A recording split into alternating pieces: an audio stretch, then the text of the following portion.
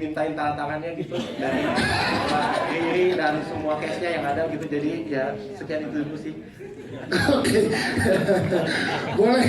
Yang pertanyaan kedua dulu deh. Boleh kita tanda tangani nanti. Boleh nanti kita pinjem ya CD-nya ya, nanti diambil nanti ditandatangani. Sekarang boleh jawabannya Mbak Mira dan Mas Riri, silakan.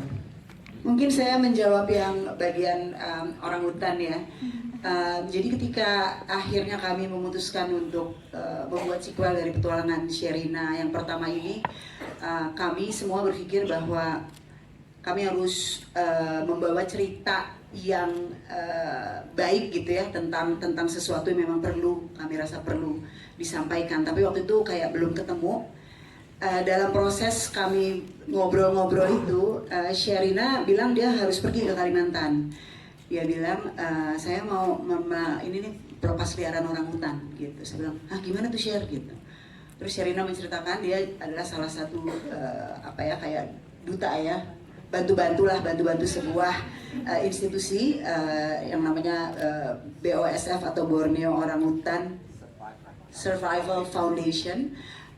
Dan saya sama Riri langsung bilang, Sher, kita boleh ikut nggak? Gitu.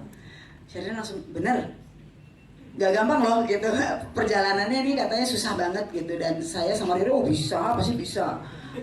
Dan dicarikanlah 2 seat dan akhirnya bisa. Ternyata prosesnya cukup panjang, harus periksa darah, periksa segala ronsen dan segala macam. Dan akhirnya kami melakukanlah perjalanan pelepas liaran itu, yang sangat membekas bagi saya dan Riri dan Sherina, dan kita semua akhirnya memutuskan inilah cerita yang ingin kita bawa gitu di dalam kisah petualangan Sherina kedua ini. Dan tentunya idenya kayak gampang nih gitu. Ternyata prosesnya sangat cukup kompleks. Nanti mungkin Riri bisa membantu, dan itu sebabnya juga ada yang namanya Mendy Marahimin di sini dari Tala Media, karena saya bilang ini produksinya bakal ribet banget kalau saya nggak punya co-producer yang bisa membantu produksi ini. Saya bisa setengah mati, jadi saya dibantu banget sama Mendy untuk mengurus semua urusan hutan. Luar biasa banget.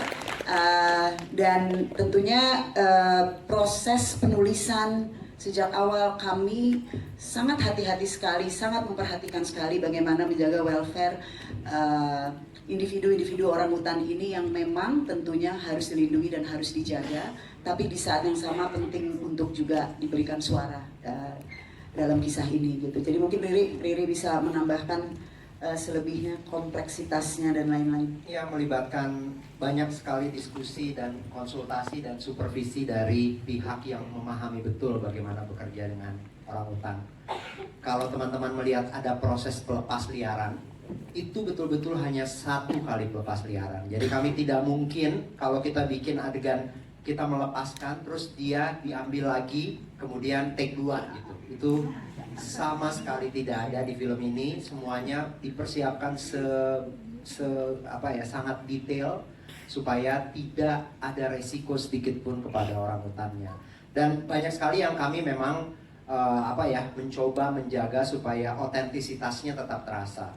Satu hal lagi yang penting juga, semua hewan yang terlihat di film ini itu penyediaannya. Jadi kalau teman-teman lihat ada offset binatang yang dibekukan, itu semua kami dapatkan dari sumber yang berizin.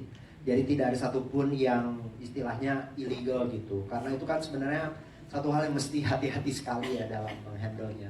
Jadi termasuk kucing-kucingnya juga itu Kucing Ati. Kucing Ati itu kelihatannya aja kejam, sebenarnya disayang banget sama kucingnya. Jadi kalau semua ada proses-proses itu menggunakan double yang tidak akan ada resiko terhadap kucing-kucing itu gitu. Nah, gitu. Yes, itu dia.